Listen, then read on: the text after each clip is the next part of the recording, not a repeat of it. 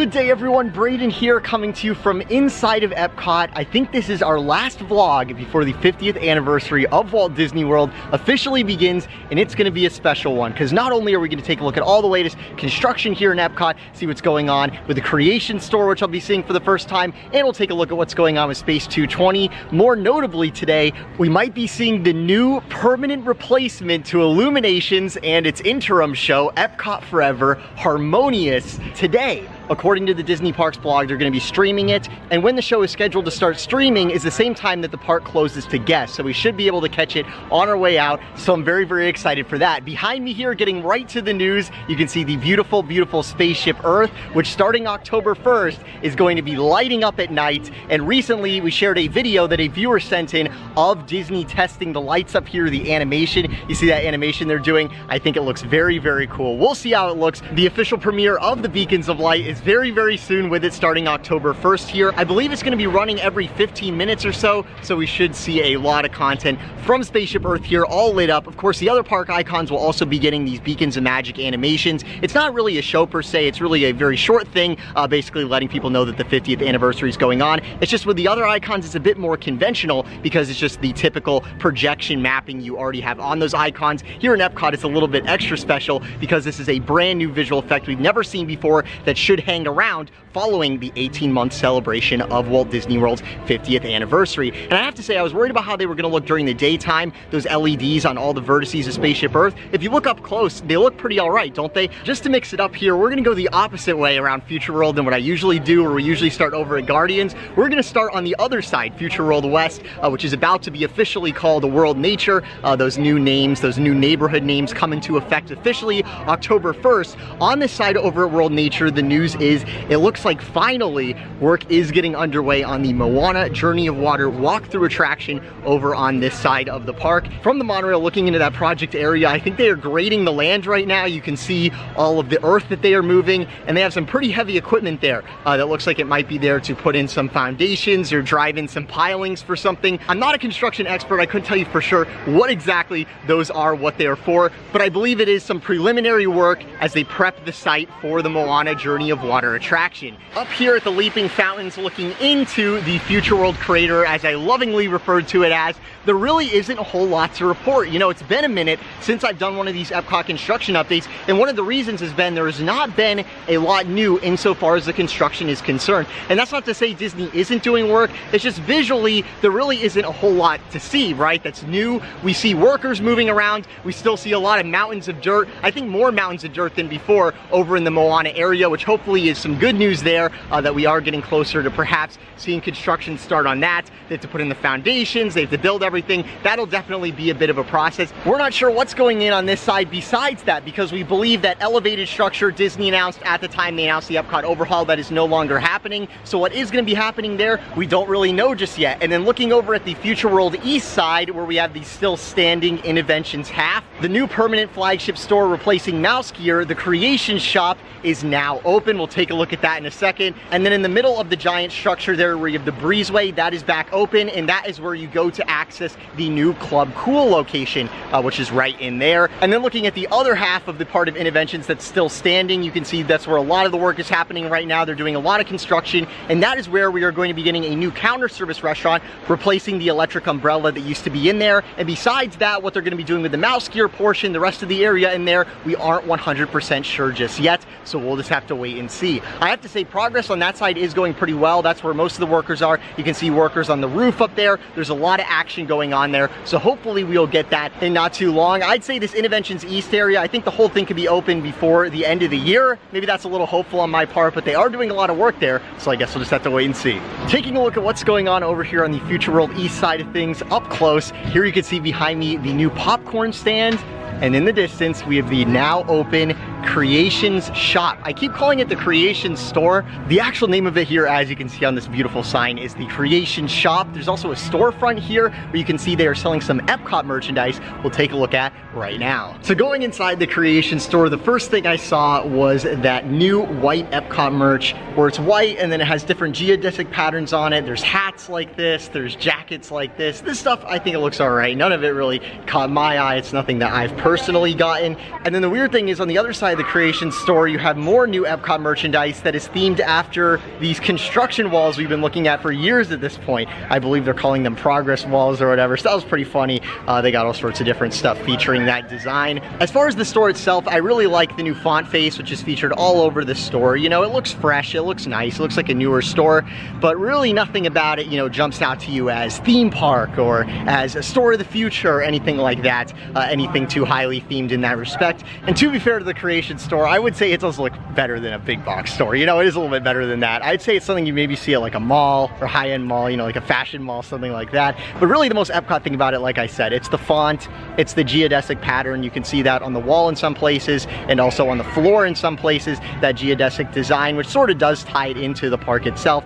But the store very much does have that modern, sleek look where it's really trying to make you focus on the merchandise itself, because the retail theory is, you know, if you're focused on the merchandise itself, you'll be more likely to buy it, and not to make the store itself too eye-catching, things that you can't buy. That's sort of the idea there. So that's a look at the Creation shop.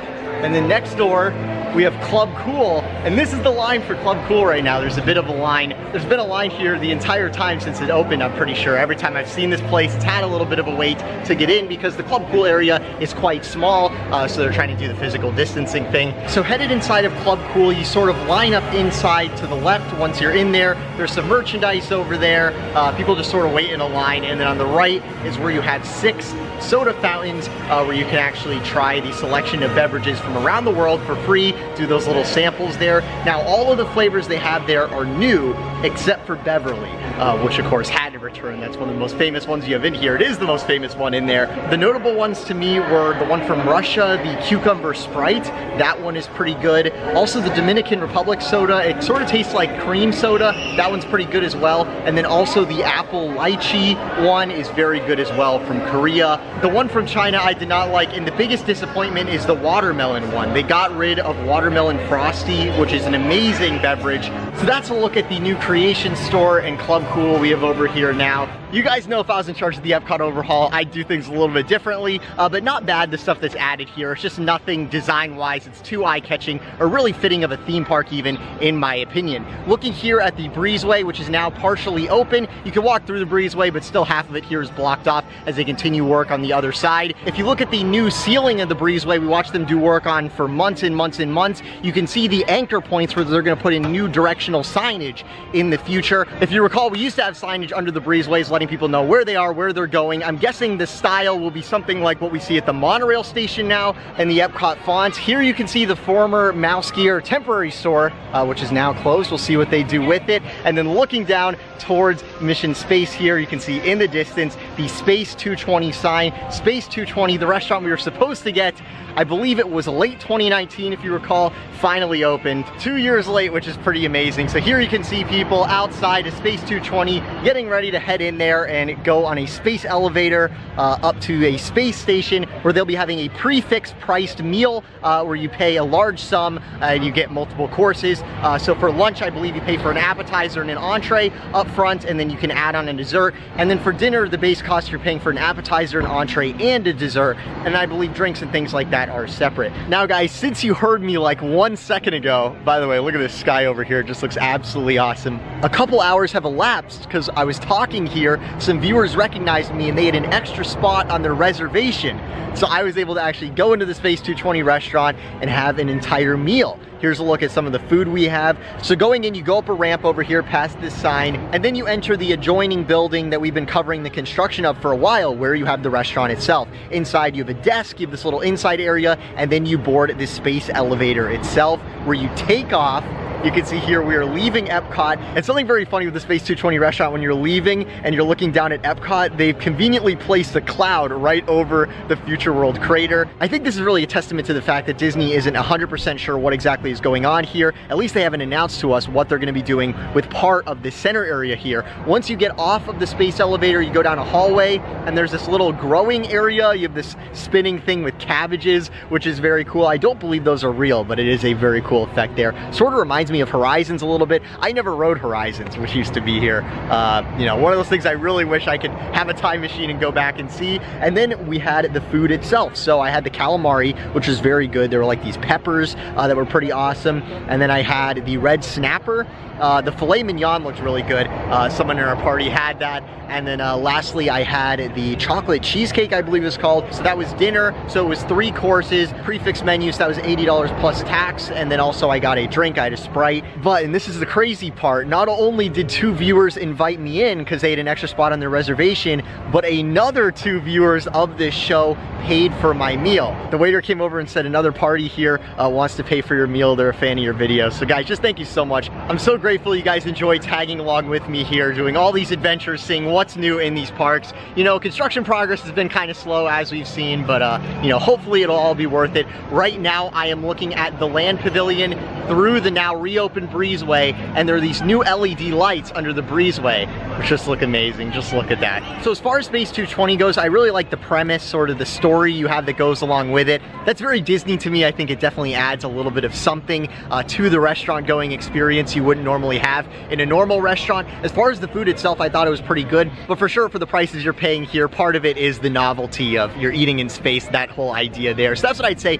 as far as Space 220 is concerned, is it's definitely a little pricey, but I did think the food was pretty good. So right now the sun is going down. We're about to go over to the World Showcase to see what's going on with Harmonious. Seeing it for the first time, we'll see how it is. Is it really worth it to have those barges in the middle of the World Showcase Lagoon? Before we get there though, I just wanted to comment on what we have over here. The news here with Guardians is from the monorail. You can see they've done a lot of concrete work in there. You see that, where they've done the paving and things like that. We've still yet to get the NovaCorp ship, but of course we know there's a big holdup with this attraction in that they still need to film the footage that's going to be on the attraction, the Guardians footage, which should be filmed later this year. Also, I noticed on the roof here at Guardians, there were a bunch of workers today, which was very good to see. Aside from Guardians of the Galaxy Cosmic Rewind, outside the front of the Universe of Energy building here, the former Universe of Energy building, I noticed a lot of these other planters in the area that are blocked off. It looks like right now they are doing some work, putting in the brand new pathway. They're replacing all the pink pathway in the Future World area with this new tan pathway, which I do think looks pretty good. So it looks like they're working on that right now. Hopefully we'll see some more of Future World East reopen here.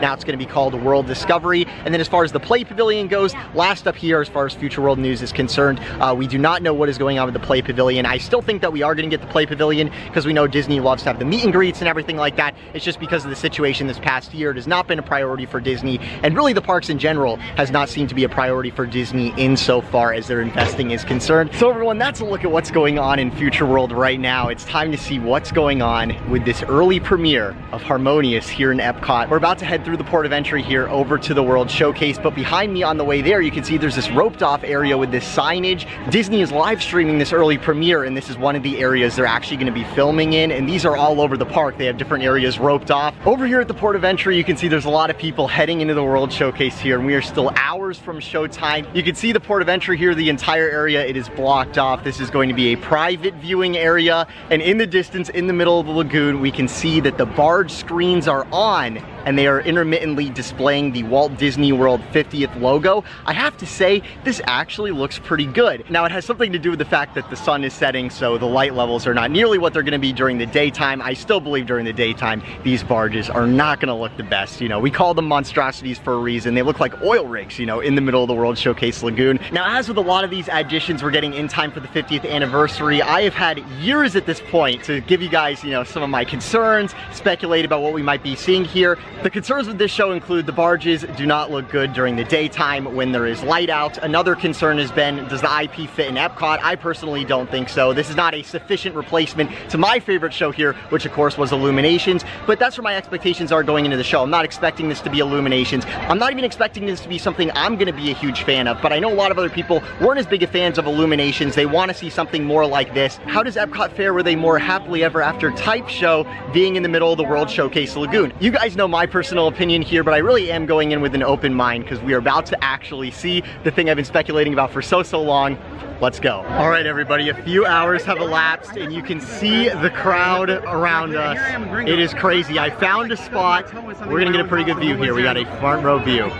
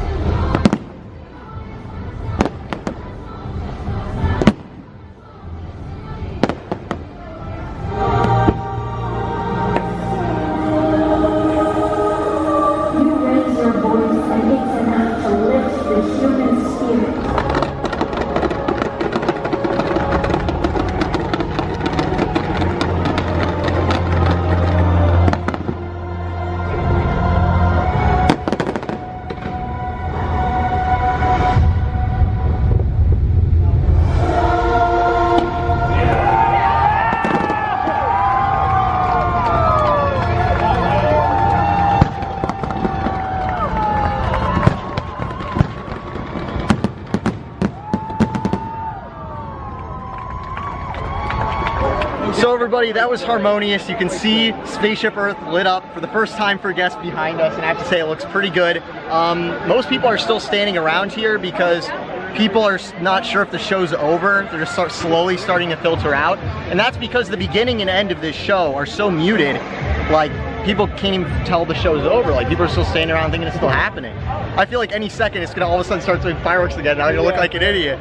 But it's over. People are slowly starting to realize it and starting to leave. And I think that really goes to show, you know, what's going on with this show a little bit. And you know, I hate to say I warned you guys. I hate to say that I told you guys that I wasn't really sure if the IP was gonna work. You know, people were clapping throughout this show. It seems like a lot of people really like some of the segments. The Coco segment especially. I think Coco fits well here in Epcot. But those other properties, do they belong in the World Showcase? And is this show something that people are going to respond to? You guys know I'm a huge fan of Illuminations, you know, really something that appealed to something higher. It was really about the real world, you know what I mean? So this show was never gonna be my personal cup of tea, but the stuff you guys just saw, that's the show. I think we'll get used to the pacing of the show and how it ends and how it begins, but really I think it's the intellectual property itself that's the concern here. And the thing with the barges is, like, visually, it's very technically proficient. You can tell, you know, they really did what they could with what they were given here, the show tech guys. They did an amazing job. It looks good out here in terms of all the lights you have. I really like those lights that bounce off the water. But something I noticed during the show that I think speaks to a lot of the budget cuts and things we've been talking about with the company lately, and how people are saying Disney's very cheap. During the show, only a fraction of it actually had fireworks going. I'd say half of it was just screens and water and no fireworks. Think of Epcot Forever. Think of Illuminations. It was pyro almost the entire time. You had the screen segment in the middle of Illuminations, but it was a lot of pyro. I definitely suspect this show is going to be cheaper for Disney to run compared to some of the past fireworks shows that we've seen here in this park. You know, guys, there is so much to say as far as analyzing this show, you know, what I thought of it and everything. And the thing is behind me, the beacons are running. You can see Spaceship Earth is changing colors and stuff. So we're going to head over there so we can check that out. The biggest problem I have visually with the show is that the center barge, which a lot of the media is on, especially the important stuff, it's on a two-dimensional ring, and there's only two good spots to see it. And it's from 12 o'clock and 6 o'clock when you look at the World Showcase Lagoon. And from 6 o'clock, you have the America Gardens Theater. I was the first person next to the America Gardens Theater. I was as dead on as you can get from that angle, and it was kind of hard to hear the show. There's actually no speakers over there. My left ear really enjoyed it. I could hear it over at Japan. So there's some stuff like that where it just doesn't seem like it's very thought through. The thing is, you're probably saying, you know, Brayden, this is a brand new show, you know, sort of give it a kind of nice review, right? But those are my honest opinions, and really, I don't feel any sympathy for Disney or feel like I need to say the show is better than it is or anything like that, because all of us online have been telling Disney since the second this announced that we didn't think this was going to fit in the park, that the intellectual property they were showing didn't make sense in the park, and they went forward with it anyways, and they spent tons and tons of money on these barges that are no doubt a blight on the World Showcase sight lines the entire day. It's a beautiful, beautiful spot. It is no doubt one of the most picturesque areas, one of the best places to vibe in any theme park around the world. It is incredible. And to have those oil rigs in the middle there, I personally do not think it's worth it for what we just saw there. So that's my take. I would say right now, I could totally see Harmonious going by the wayside sooner rather than later. People think, you know, oh, Disney put a ton of money into something, it'll stay around forever. We saw what happened with the Rivers of Light. If this show isn't received very well, it could be gone within a few years. There's precedent for this. It's very important to Disney that they get the show in the middle of the World Showcase right. So let me know what you guys think of Harmonious. I'll keep stewing it over. That was my initial take there. I just want to be honest with you guys. Behind me here, we have some much more exciting news, in my opinion, something that I'm going to give a much more positive review looking at it already, even from a distance here. The LEDs, just look at this. I think they look really, really good, especially in person. You know, the lights are so intense on the vertices of Spaceship Earth, it's hard for the camera to pick it up right. Right now, if you're noticing, I am being lit up by Spaceship Earth above me, by the lights on Spaceship Earth itself, which is just so, so crazy. Tonight, Spaceship Earth lighting up is a bit of a special thing. Right now, it's off. I think they want us to get out. It is pretty late. It's like an hour after park closing here, and everyone's trying to get their photos with the ball lit up and everything like that. Something very funny a viewer just pointed out to me just now is that the biggest applause in the entire show was when Spaceship Earth in the background lit up for the first time. There was a big applause, so it's funny that Spaceship Earth lighting up, that seems like it's more of a highlight tonight than Harmonious itself. And the other thing that's so cool is I saw a monorail go by, monorail green, and underneath it was all lit up with LEDs, which just looks really, really cool. That is a good use of LEDs right there, and I think that looks absolutely, absolutely incredible. That is brand new. That is a surprise for tonight. Disney started that with the monorails there. Let me know what you guys think. So it's funny, you know, a lot of people came here to see Harmonious tonight. That was the big thing. That's why we're all here. here, the monorail lighting up, and this whole area you have in the front of the park is just so awesome. And these are really the highlights to me, I think, as far as the stuff that Disney's done with this EPCOT overhaul. The rest of it, as we saw today, you know, Creation Store, Harmonious, it's not really anything I'm a big, huge fan of.